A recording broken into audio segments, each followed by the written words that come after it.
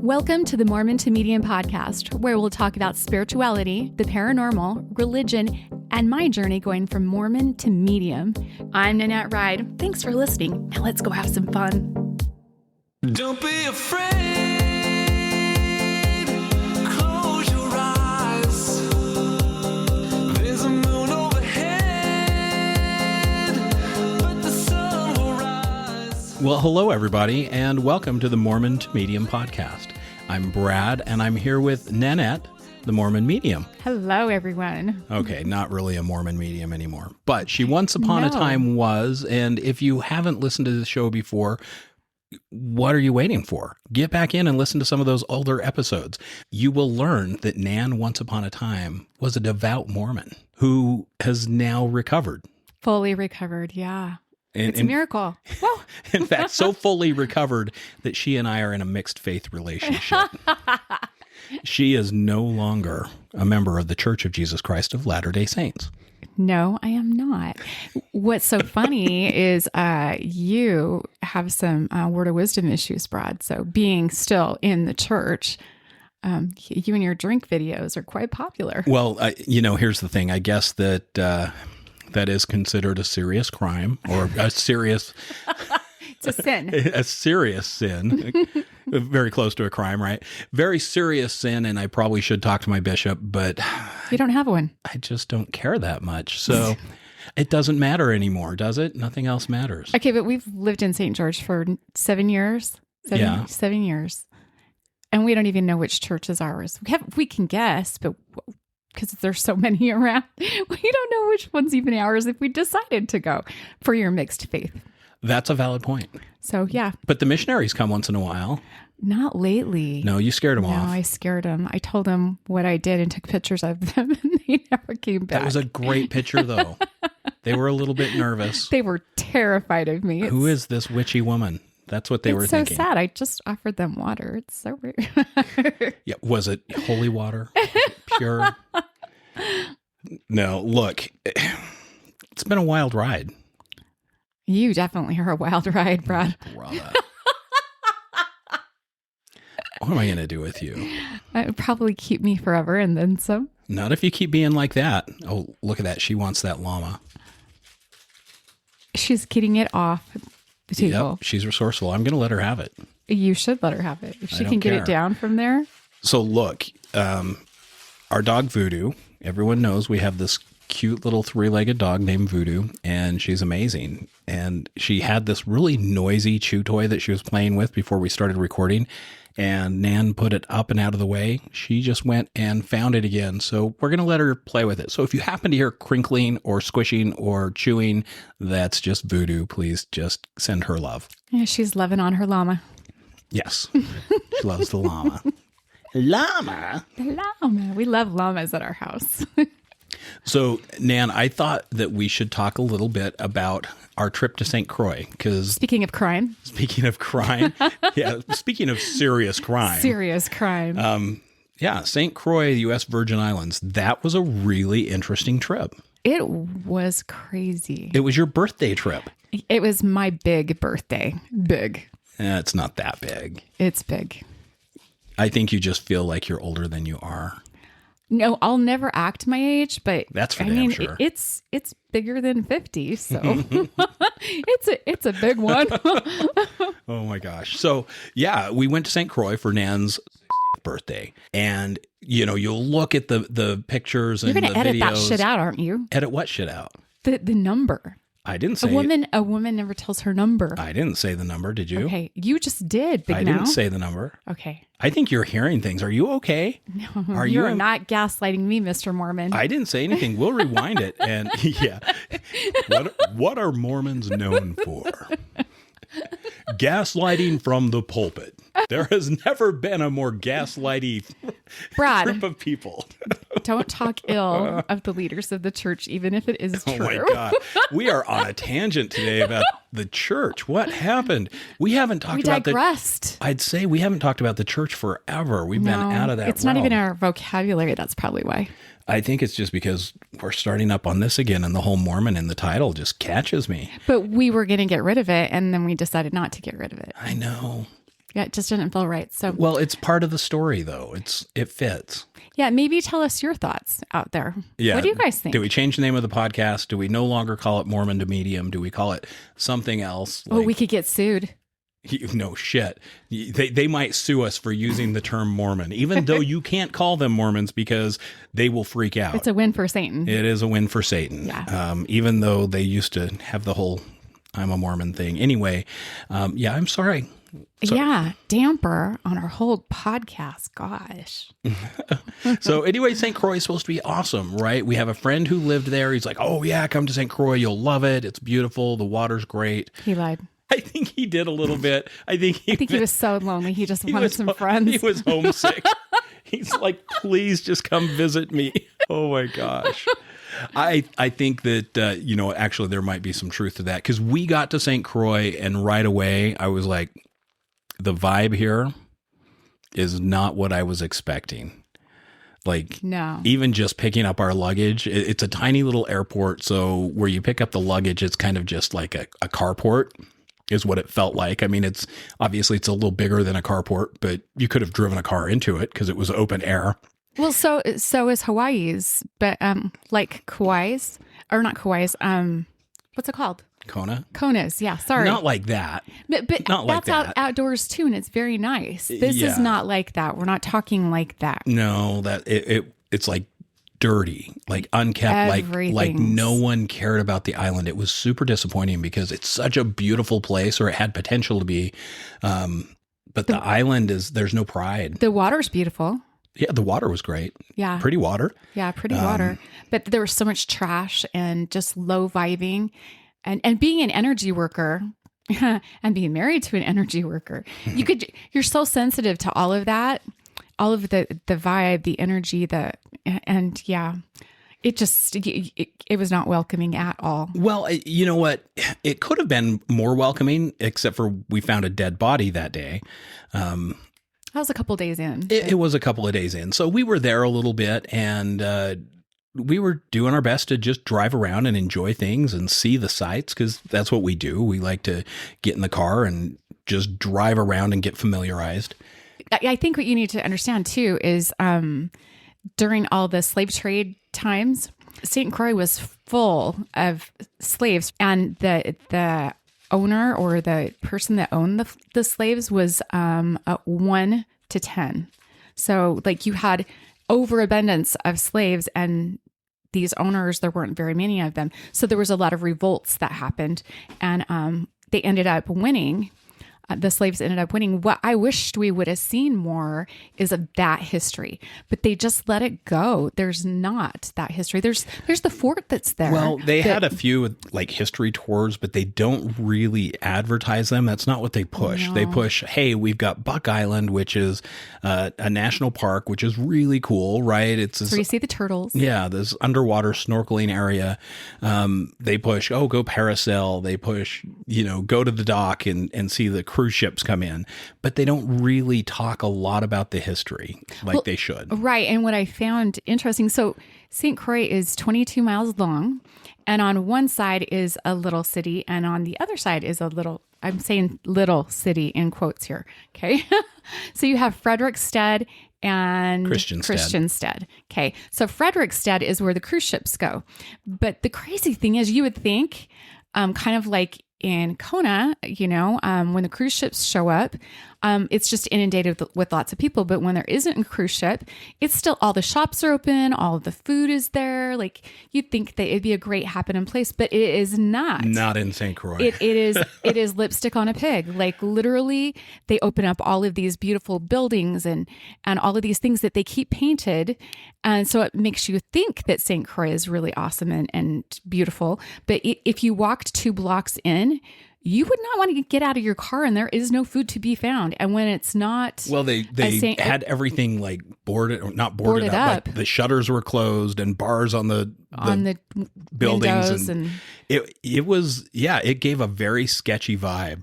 Yeah, we didn't even eat at that end of town or the end of the island. We went back to Christiansted. Well, and there's some beautiful beaches along that side too. Yeah, but you need to pack a lunch if you're going to go there. Yeah. crazy. I don't know. That Rainbow Beach had that little beach bar. That was nice. But it's kind of tucked away. You have to know where it's at. And it's still touristy. But the town of Frederickstead itself, it was very run down. It was sad because it could be very happening. It really had potential. But they just close everything up and then they open it on cruise days. So we've talked to some people that have gone on cruises there and they're like, oh, yeah, it's wonderful. No.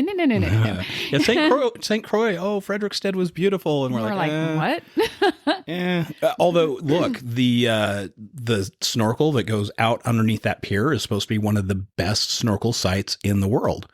It's ranked one of the top snorkel sites in the world.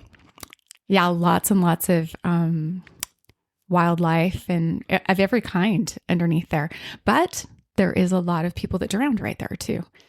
Like a couple of weeks, even on the beach that we went to right there, there was a lady that drowned by a shark. No, that was a little farther away from the pier. But yeah, it was down the beach. Yeah. Yeah. So things happen out there. She didn't drown because of the shark. She got bit by a shark and died. But she was on a floaty clear out there. Was she on a floaty or was she just swimming? Yeah, that's what they said. No. Got it. Yeah, on a floaty. Sharks, they're just curious. Yeah, they don't have hands to touch things. They use their mouth. Yeah, that's where their senses are. Anyway, we love sharks. Long story. Kind of like a puppy, right? A puppy's going to use its mouth and go, oh, what are you? Who are you? And they're going to smell you. And if you run away, they're going to chase you. Yeah. Yeah, that's what they do. Or a cat, like a cat. Yeah. If you run away, it's going to chase you if you're smaller than it. We're playing. Wait, come back. Anyway, but Christianstead on the other end of the island has dead bodies. So there's that. Well, it doesn't have dead bodies all the time. A lot of the time. Well, okay. According to the police officer, he said, yeah, it happens all the time. So maybe we should get into that story and talk about the dead body. So Buck Island that Brad just mentioned a few minutes ago, we were going to go snorkeling. This is what I wanted to do for my birthday. I love sea turtles. So they're like one of my spirit animals. They find me no matter where I'm at in the world. And so I had to see sea turtles. She wanted to see turtles. Sea turtles. Yes. Both C's. Yes. Anyways, so we bought our tickets. We go to the dock where this catamaran is and we're getting ready and everybody's, gathering around it. And Brad, being Brad, decides to take a walk down the pier. I kind of wander sometimes. So I was wandering and looking around. Thank you. Doing my own ADHD kid thing, I guess. Looking in the water. So the day before we had been at this same pier, and we had leftover pizza and we were throwing pizza crust to the tarpon. Now, I don't know if it's good for tarpon or not, but they sure loved it. They loved it. It was fun to watch. Yes. And tarpon are these great big, long, silvery predator looking fish. They're really cool. Anyway, they're a couple feet long and they look like tinfoil on the outside. Yeah, they're really pretty. Yeah. So I was looking to see if I could see any of the tarpon. And as I'm looking in there, I look down at the bottom of the water and I'm like, oh, look at that. Some kids threw a mannequin down there. That's pretty fucking funny. And then I started looking and I'm like, maybe that's not a mannequin. But then I was like, yeah, that would be a mannequin. That's something me and my friends would have done when we were kids. We'd have thrown a mannequin in there just for shits and giggles. And to you see and who your friends had gone to St. Croix when you were in high school. Yeah, I went there with my friend Jake, actually. Yeah. And we loved it. We had a good time, but we were kind of sheltered because we just, we were with his parents. And so it was a little different trip for sure. But yeah, I'm looking at this going, that's kind of funny. Some kids threw a mannequin in the water. And then I told Nann, I'm like, Nann, come over here and look at this dead body. And she's like, what? Yeah, come and look at this dead body. I think he's kidding, but he was not. And she looks in and she's like, oh my God, is that a dead body? I said, I think so, but it might be a mannequin. She's like, I don't think that's a mannequin. Because, yeah, you could tell it was a dude laying on his back with his arms kind of floating a little bit, right? And his eyes were open and his mouth was open. Yeah. So Nann goes and tells the ship captain, and remember, there are other people there waiting to get on this boat. And they hear me say this to Nann. And so a couple other people come over and look. And, one guy's like, oh, look, telling his wife, come look at the body. And she's like, really funny body of water. Yeah, it's true. Which is a great dad joke, really, if you think about it. I'm going to use that. But we're looking and Nann goes and tells the boat captain, hey, I think somebody put a mannequin in the water.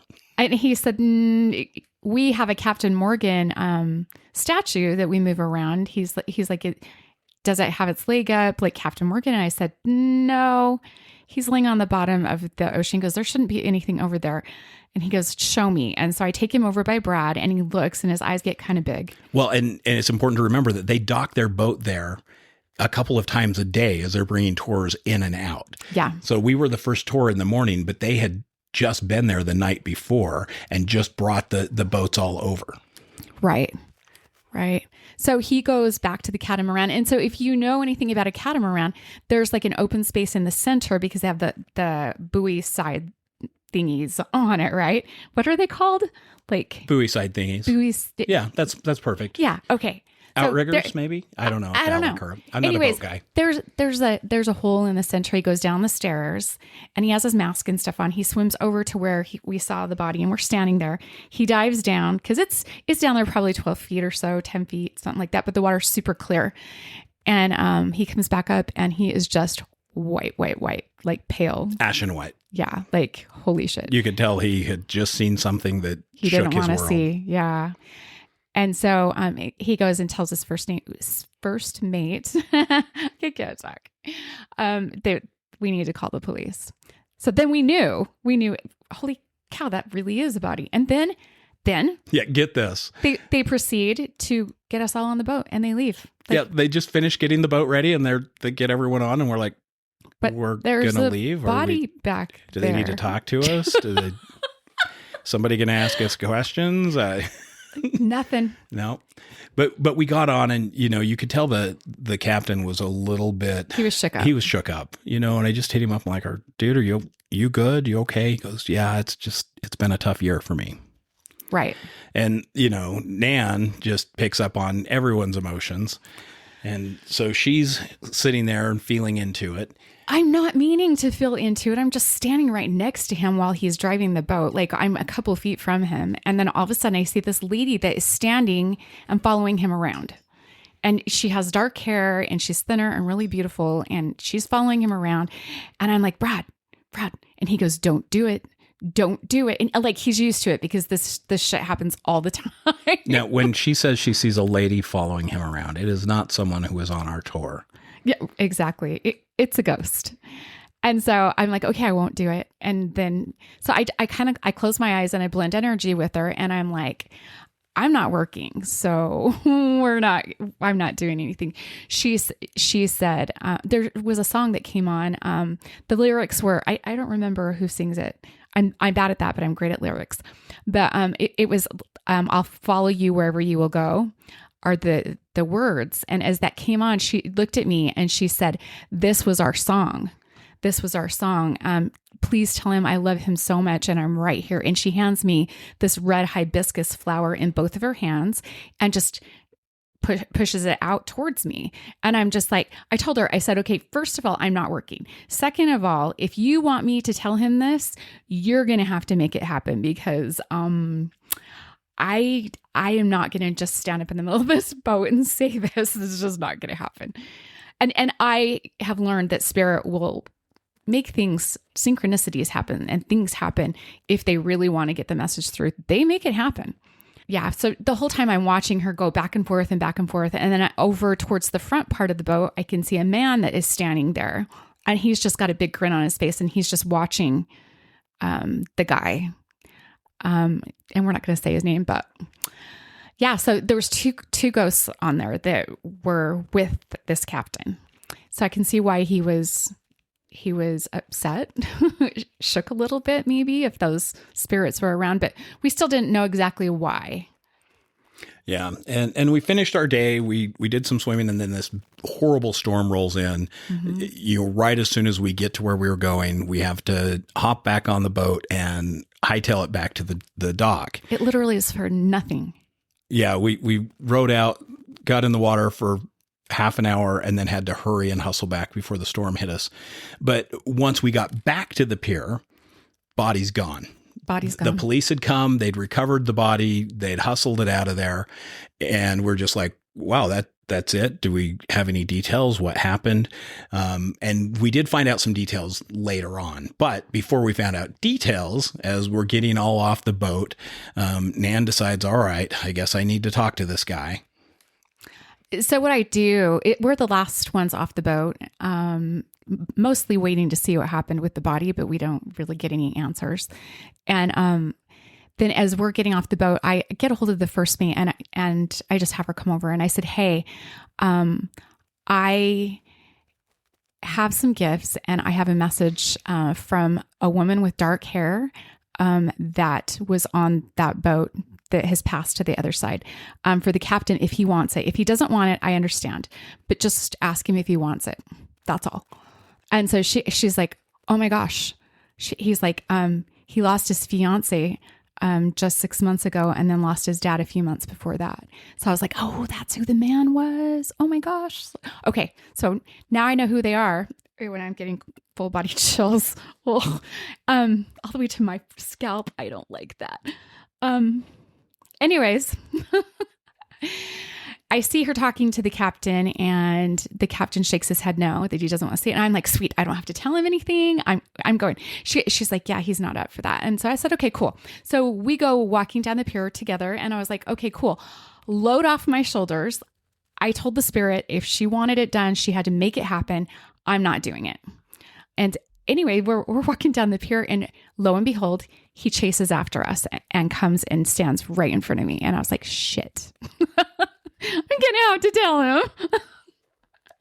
Brad's just like, don't do it. Don't do it. But as he stands in front of me, he says, I just want you to know, I believe in what you're doing. He says, but I already have a medium that anytime I want to talk to her, it's my fiance that you're seeing. And I was like, okay. And he says, anytime I want to talk to her, I get a hold of this medium on the island. And I looked at him, I said, that's the problem. And he says, what? I said, you don't need the medium. You're the medium. You're the one that can do this. And you don't need anyone else. You don't need me. And I don't need to give you a reading. There's a message from her. I said, and I proceeded to tell him about the song and his eyes got really big. He started to well up. And then I told him about the red flower, the hibiscus. And he said that was our song. And the hibiscus flower was going to be our wedding flower. And it meant everything to him. And he's just sobbing, like ugly sobbing. And I said, do you need a hug? He was like, yes, please. And he hugged me and just shook from the center of his soul out and just sobbed on my shoulder. And I whispered in his ear. And I said, I've been there. I know how this feels. You can do this and you can get a hold of her and talk to her anytime you want to. I promise you that is the message she wanted you to hear. And he just looked at me with the tears in his eyes and he said, thank you so much. Thank you. And then went back. So it was worth it. But there was no reason for us to go on that thing. There was somebody else could have found the dead body, but I think that spirit was working all along so that he could hear that. Because I think that he was really struggling. Yeah, he definitely was. You know, the weird thing about the whole situation is I literally look back at it and I feel like someone from a true crime podcast, right? Like, I was just walking through the woods and I saw a mannequin on my hike and I didn't think anything of it, so I kept walking. But then when I came back 3 hours later, it was still there and I looked closer and oh my God, it was Ethel. It was the neighbor from down the road. I didn't realize, I thought she was a mannequin. I literally did. I'm what like, is this voice you're doing? That's the true crime podcast. That's the guy who finds the body because he's like, thinks it's a mannequin and it's not. And that's what I thought initially. I'm like, holy shit, I'm that guy. You're that guy. I'm that guy. I'm not going on vacation with you anymore. It's just weird because that's how the brain will go, wait, no, that's not right. So I'm going to make it into something that's right. Right. Well, even with all of your police experience, and I know you found body parts, but not like I've seen dead bodies, I've found bodies, I've found body parts, but it doesn't prepare you for that in the wild, right? Like when you're at work and you expect something like that, like you get called to a call that you expect something like that, it's very different than just finding it and going, huh, how about that? Yeah, me and my friends would put a mannequin in there. Exactly. How do you get there? I just want to know how you get there. Because it did not look like a mannequin. Yeah, it did. No, yeah, it didn't. No, totally did. It wore Dickies, for crying out loud. And you want a set of Dickies so bad, but you don't want a divorce. I would love Dickies. They look so comfortable. Oh my gosh. So look, yeah, we found out later. Let's give you some details on the So the it was dead body. It was the next day. We went to it was the rum place, right? Mm-hmm. Yeah. So we went to, so they have a couple of distilleries. And so we went to our rum place because we were getting ready to leave. And so we wanted to pick up all of our swag and all the things. So we go in there and a girl is talking to someone else about a body that they found. Oh yeah, did you hear about the body they found down at the pier? In Christianstead. In Christianstead. Yeah, he was tied to a tire. And we look at each other like, I don't remember the tire. Like, holy shit. Like, so, what? Yeah, someone had tied this body to a tire, put a tire on his back, tied it to him, and dumped him in the water. Yeah. Yeah. And there was a lot of talk as we were visiting with the ladies in the distillery that it was possible retaliation for some shootings that had happened. Apparently, there's a lot of local violence, local on local violence that goes on the island. There's been some shootings. There's been stabbings. There's been a lot of violent crime. And it just gets pushed under the rug because they don't want to kill the tourism. So maybe we shouldn't talk about it. We're going to kill tourism. I don't know. They kind of got after us. So when we came home, we started following the Facebook page for the police because we needed some closure. We needed to know, who this person was. I mean, because it shook us up. It really shook me up. I couldn't stop seeing his face, and yeah, it was disturbing for sure. But the only article that they had was that the body was found at the Christianstead pier. It was ruled as a drowning. He was a drowning, I guess. I guess if you have a tire tied to you and you're thrown in, you're going to drown. You're probably going to drown. Yeah. And listen, we laugh about it because it's so ridiculous. Absurd.